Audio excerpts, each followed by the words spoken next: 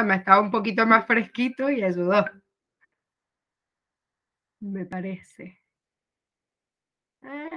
Bueno. A ver.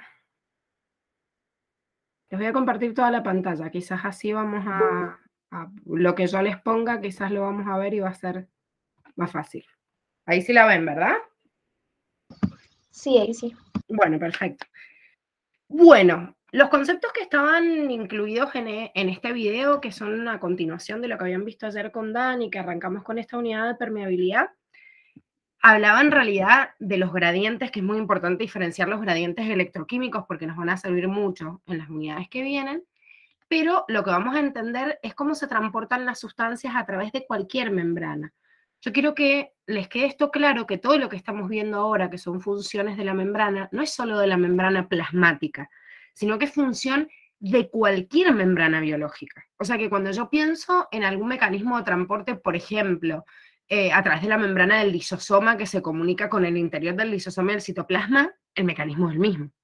O a través de una membrana de un cloroplasto, el mecanismo es el mismo. O la membrana de una mitocondria, el mecanismo es el mismo. O sea, cuando yo hablo de membrana biológica. Esta membrana que es una bicapa fosfolipídica y que está común en las células eucariotas en cualquier organela, ¿sí? No solo en la membrana plasmática. Obviamente es más significativo en la membrana plasmática evaluar algunos mecanismos que tienen que ver con el paso de sustancias que ingresan y egresan de la célula. Entonces toda esta unidad está como enfocada a hablarles del transporte de membrana en la membrana plasmática para comandar el traspaso de sustancias entre la célula, el interior de la célula y el exterior, pero por favor no se olviden que esto es propiedad de cualquier membrana.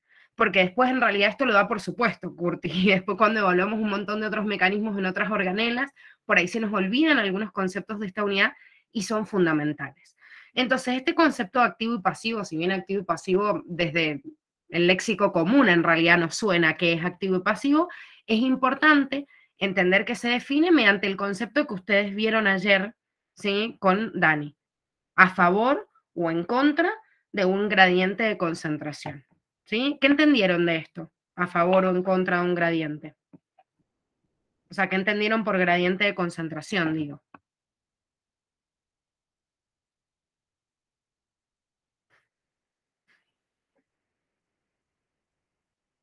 Que hay diferencia en la concentración de las dos, o sea, de una célula y de la con respecto a la otra, por ejemplo. O con respecto al medio, sí, ojo. No sé quién más habló, que si le saco la pantalla compartida para verlo, les dejo de compartir. Díganme, ¿qué entendieron con gradiente? ¿Qué significaba gradiente?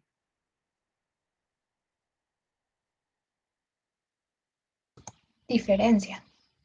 Bueno, bien, una diferencia con respecto a una cantidad. Acuérdense que el gradiente electroquímico me hablaba, cuando yo hablaba de un gradiente eléctrico es que hay más cargas de un lado que del otro, o cuando yo hablaba de un gradiente químico que hay más concentración de una sustancia de un lado o de otro. Entonces, yo tengo que entender que las partículas en sí, que forman cualquier tipo de sustancia, chocan entre sí permanentemente y ese choque entre las partículas genera una energía interna que ustedes después la van a evaluar en química cuando justamente estudien las propiedades de un átomo y qué es lo que pasa cuando yo encuentro esos átomos unidos con otros en una determinada sustancia y después en una determinada solución. Entonces el choque interno de esas mismas partículas es lo que me genera este gradiente.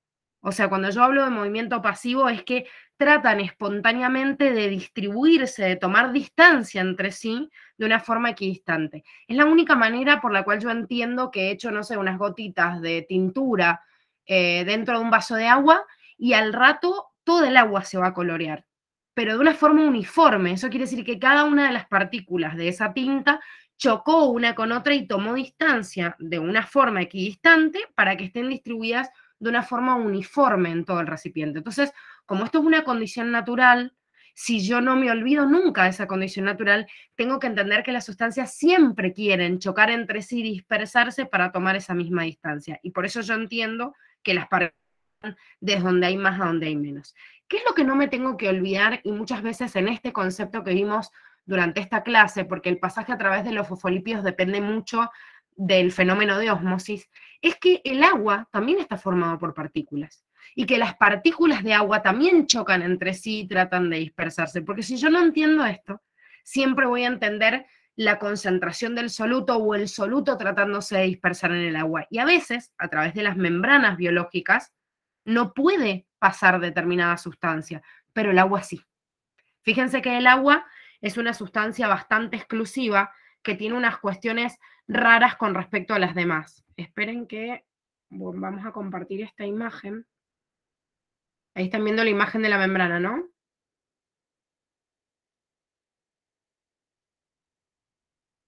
Sí.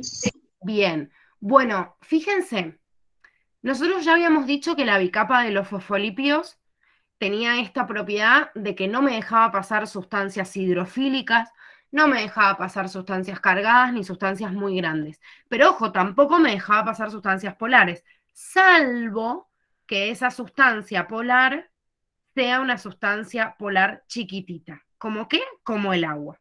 O no solo como el agua, sino como el agua o como la urea o el glicerol, como tienen como excepción en esta lámina que está en la bibliografía de Curtis. Entonces, ¿qué pasa con esta sustancia? Y el agua es hidrofílica y encima también es polar, pero sí se cuela entre medio de los fosfolípidos. Si bien es hidrofílica, las colitas de los ácidos grasos permiten hacer un pequeño huequito y dejarle pasar al agua.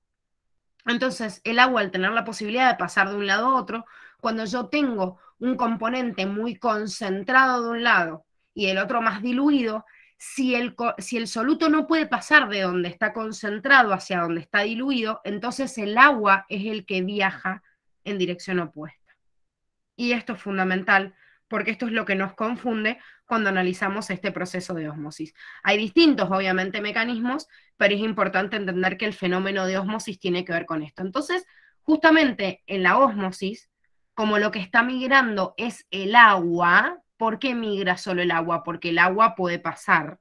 A diferencia del fenómeno de diálisis, y les hago este apartado ahora porque muchas veces se les confunde, el fenómeno de diálisis es aquel que permite el pasaje del agua y del soluto también.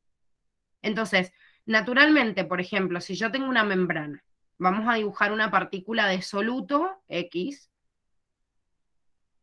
de un lado y del otro. Pero vamos a hacer de cuenta que las partículas de agua, que muchas veces no las simbolizamos porque decimos, bueno, es todo lo que está alrededor, yo les voy a dibujar también las partículas de agua para que nosotros podamos diferenciar a qué nos referimos con el soluto y con el solvente. ¿Sí? Entonces, vamos de cuenta que el azul me está representando el soluto y que los celestes me están representando el agua. Si esta membrana que yo tengo acá no permite el pasaje de este soluto, ¿sí? O sea, del soluto que yo estoy visualizando acá. ¿Cómo voy a igualar la concentración de estos dos recipientes? Supongamos que este es A y supongamos que este es B. ¿Cómo lo voy a igualar? El agua de B se va a ir para A, Perfecto, aumentando la cantidad. perfecto. Si el soluto no puede viajar, el solvente, como es agua y sí permite el pasaje a través de la membrana biológica, pasa de B hacia A. Entonces, ¿por qué nos confunde algunas veces este fenómeno de ósmosis? Porque cuando yo le pongo nombre a la solución que yo estoy nombrando, que puede ser el agua con respecto a un medio, puede ser una célula con respecto a un medio, puede ser una célula con respecto a otra, puede ser la sangre con respecto a mis glóbulos rojos, puede ser cualquier cosa con respecto a otro. Cuando yo digo A con respecto a B, quiere decir cualquier medio que está en contacto uno con el otro. En los fenómenos biológicos nos sirve comparar las células con respecto a su medio o esa célula con respecto a otra célula. Esperen que no sé si hay alguien. Sí, hay gente tratando de entrar. Bien, entonces, ¿qué quiere decir esto? Quiere decir que si yo no tengo la posibilidad de que a través del fenómeno de diálisis haya un viaje cruzado del soluto y del solvente, el fenómeno de ósmosis es aquel fenómeno en el cual solo el agua está viajando. ¿Desde dónde viaja? Desde donde hay más a donde hay menos. Claro, pero el nombre de esta solución que tiene más concentración, porque dijimos que la concentración se definía como la cantidad de soluto sobre el solvente o sobre la solución. ¿Cómo le llamo entonces a A con respecto a B? De acuerdo a su concentración por lo que yo estoy viendo acá.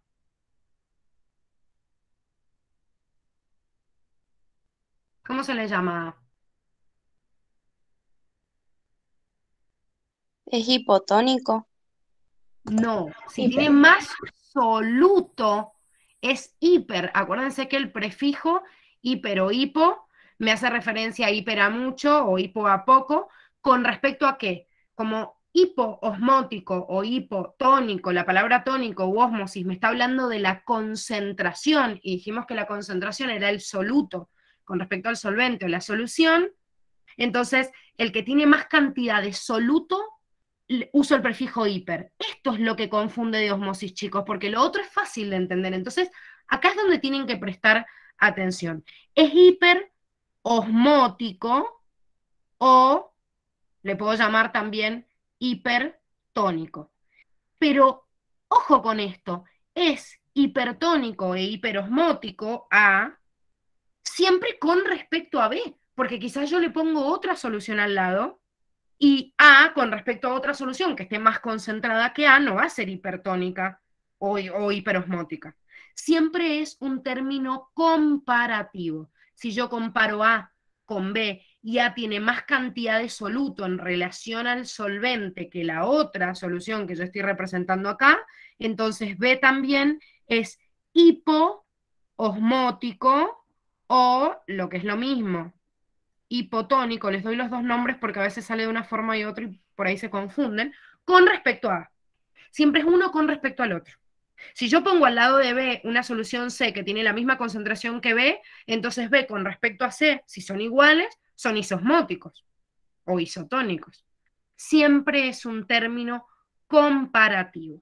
Entonces, claro, en el fenómeno de ósmosis, ¿cuál es el problema de entender esto? Que al no poder viajar el soluto, viaja el agua. Porque si viajaría el soluto, viajaría donde hay más a donde hay menos. ¿Y dónde hay más soluto? En A. Entonces viajaría desde A hacia B. Si yo tengo un fenómeno de diálisis, supongamos que A y B tienen una membrana en el medio que sí permite el pasaje o el viaje de sustancias, ¿sí? Supongamos que tenga poros acá más grandes, o sea, que permiten obviamente el pasaje entre medios, ¿sí? Una membrana que sea más porosa y sí me permite el viaje del soluto. Entonces, ¿qué va a pasar?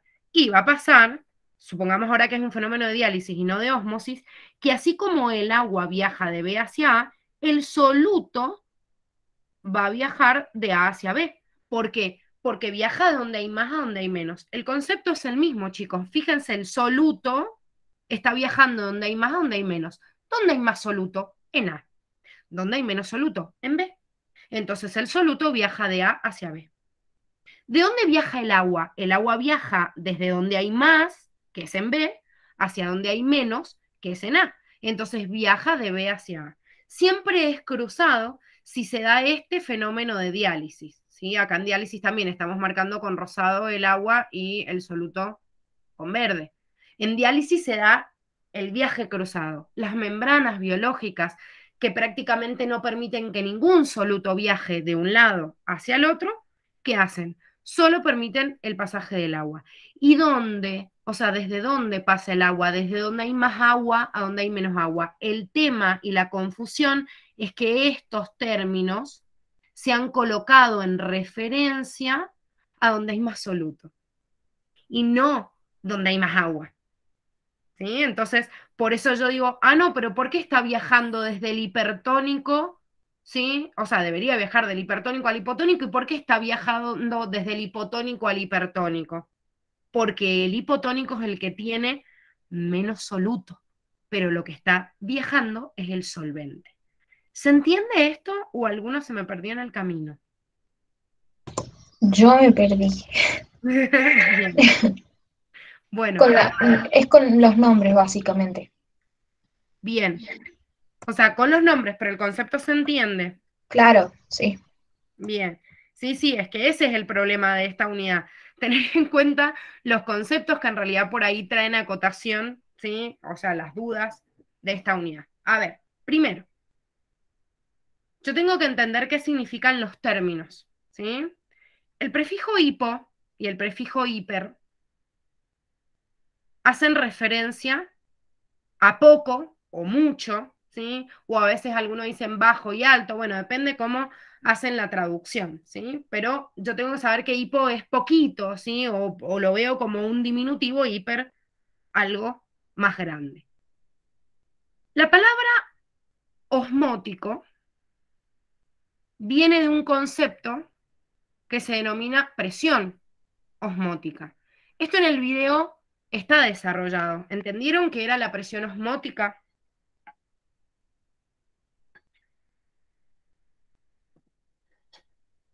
¿Qué significaba esa presión osmótica?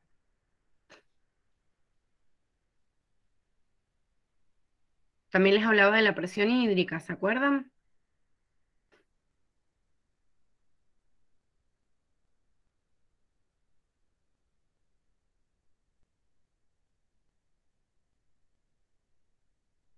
¿No? ¿Ninguno tomó apuntes de eso?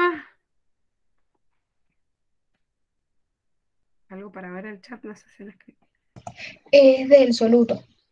Bueno, bien, tiene que ver con el soluto, ¿sí? Hace referencia al soluto o a la cantidad de soluto. De la misma forma, aunque digo osmótico, también puedo decir tónico, ¿sí? Hipotónico, hipertónico, y la palabra tónico también hace referencia a la tonicidad, que lo vamos a ver más adelante, pero también hace referencia a esta presión osmótica.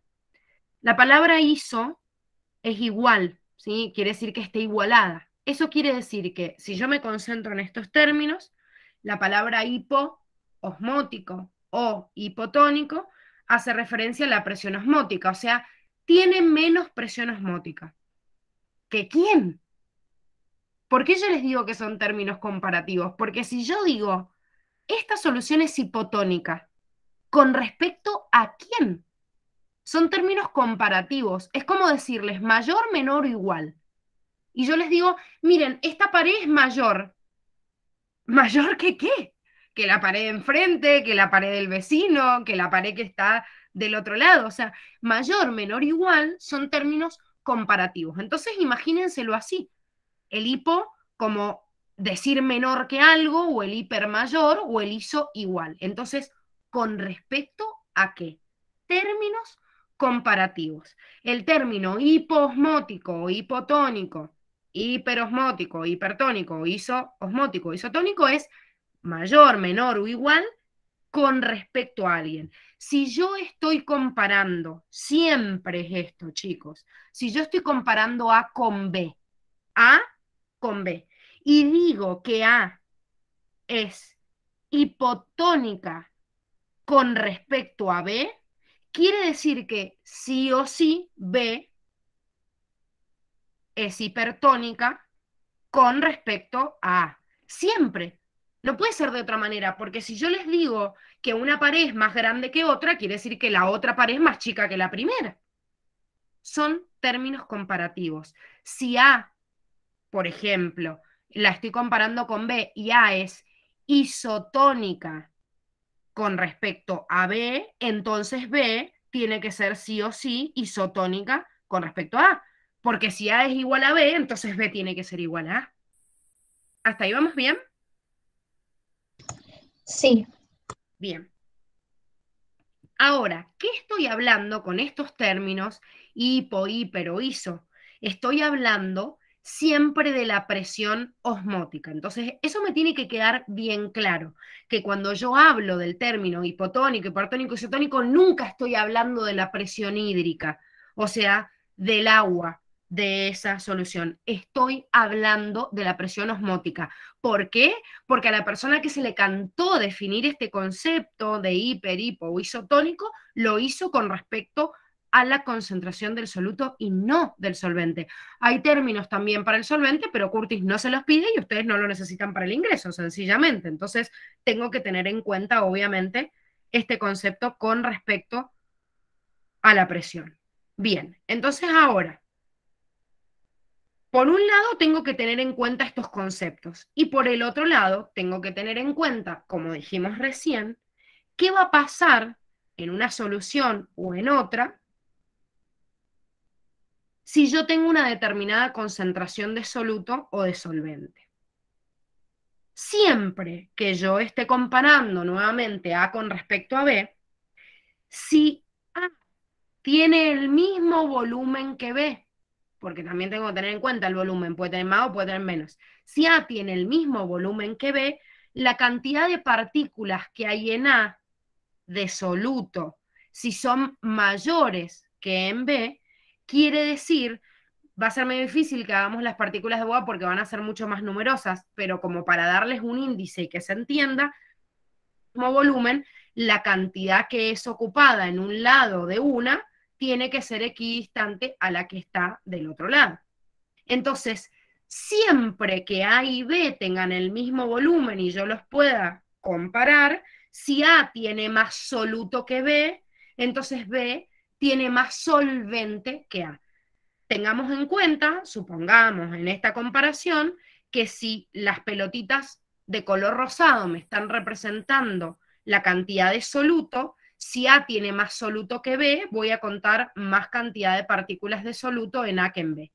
Pero si las partículas azules son las de agua, entonces en B va a haber más que en A. ¿Eso qué quiere decir? Que A tiene una presión osmótica mayor que B. Pero ¿cómo es la presión hídrica de A con respecto a B? ¿Mayor o menor? Menor. Menor. Siempre que yo diga que A es hipertónica con respecto a B, es porque A tiene mayor presión osmótica que B y tiene menor presión hídrica que B. Y por ende B es al revés. Si A es hipertónica con respecto a B, B es hipotónica con respecto a A, tiene menor presión osmótica y tiene mayor presión hídrica. ¿Vamos bien? Sí. Bien, entonces, ¿de dónde hacia dónde viaja el agua si esta partícula de soluto no puede viajar a través de la membrana? Porque si puede viajar, van a hacer un movimiento cruzado. Si esta partícula de soluto no pasa a través de la membrana, ¿desde dónde hacia dónde va a viajar el agua? Desde B hacia A. Desde B hacia A. Entonces, como siempre el agua va a viajar de donde hay más agua, donde hay menos, en el fenómeno de ósmosis, B, si bien es una solución hipoosmótica, este hipo me hacía referencia, como dijimos recién, a la presión osmótica, pero el agua viaja desde la hipoosmótica, o sea, donde hay menos a donde hay más, porque es de donde hay menos soluto, pero lo que está viajando no es el soluto, sino el solvente. Entonces, por eso viaja desde donde hay más agua, donde hay menos. Aunque en realidad yo digo que viaja desde el medio hipotónico al hipertónico porque estoy hablando con el término hipotónico con respecto a la concentración del soluto, pero en realidad lo que está viajando es el solvente y no el soluto. Esto es lo que genera confusión en permeabilidad. Cuando uno logra entender este fenómeno comparativo, por eso, porfa, revisen el video, porque uno parece que lo ve una vez y lo entiende. Esta parte de este tema hemos dejado el video grabado a propósito, porque es un concepto que a lo largo del año se le suele volver a confundir, aparecen un montón de dudas, uno dice, ay no, pero ¿cómo era esto del término hipo, hiper? Entonces, para que lo vuelvan a leer. Esto no es fácil de entender, chicos. O parece que lo han entendido bien y después de repente me ponen en un múltiple opción, ¿qué pasa si el glóbulo rojo lo sumerjo en agua de mar? Y se quedan con una cara de póker y dicen, ¿dónde era hipertónico? ¿Dónde era hipotónico? ¿Dónde a dónde viajaba? Es difícil de procesar, pero les prometo que cuando su cabeza haga clic, o sea, ya esté ordenado y digo, ah, listo, ya no se me confunde, en ese momento aparece como un tema sumamente fácil. No es como estudiar otros temas que les va a costar un montón y lo van a tener que repasar 1000 veces. Esto es hasta que la cabeza haga un clic y diga, ah, realmente ahora sí lo entendí, lo asimilé. Y eso lleva tiempo, así que les pido porfa que se tomen el tiempo de volver a rever este videíto, de volver a repasar con la teoría, de ver en el apunte de clase la comparación de uno y otro y que lo podamos repasar. También tengan en cuenta que esta semana vamos a terminar de ver esta unidad y también vamos a hacer el TP para poder fijar los contenidos. Entonces ahí con algunos múltiples opción de ejemplo, ahí uno lo termina de asimilar, ¿sí? O le ayuda a asimilarlo, decir, ah, bueno, entonces, ¿cuál era hipotónico, cuál era hipertónico? Siempre les sugiero que se hagan un dibujito cuando les hacen una situación problemática de esto. Y dibujo a quién tiene más concentración, quién tiene menos, y así me cuesta menos entender de dónde viaja. Pero reglas generales, siempre el agua en ósmosis viaja del medio hipotónico al hipertónico, siempre. Y si ustedes me dicen, ¿y qué pasa en un isotónico? Y un isotónico, como tienen la misma concentración, no es que el agua se quede así, quietita y no se mueve para ningún lado. No, está viajando, pero lo que viaja para un lado vuelve. Entonces está todo el tiempo en movimiento y el pasaje neto termina siendo cero, porque en realidad como está igualada la concentración, si bien se pasa una molécula de agua que sucede de un lado para el otro, después vuelve y siempre se iguala la concentración. Pero cuando hay un viaje de agua que trata de igualar la concentración, siempre va a ir desde el medio hipotónico o hiposmótico al hipertónico o hiposmótico. Siempre. ¿Por qué? Porque el hipotónico tiene mayor presión hídrica. Entonces, por eso el agua viaja desde donde hay más presión hídrica a donde hay menos presión hídrica. ¿Alguna pregunta?